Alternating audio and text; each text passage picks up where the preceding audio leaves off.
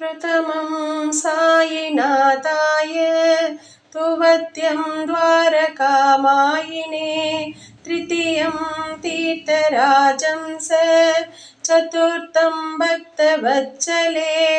पञ्चमं परमात्माय षष्ठीं च शिरडीवासिनी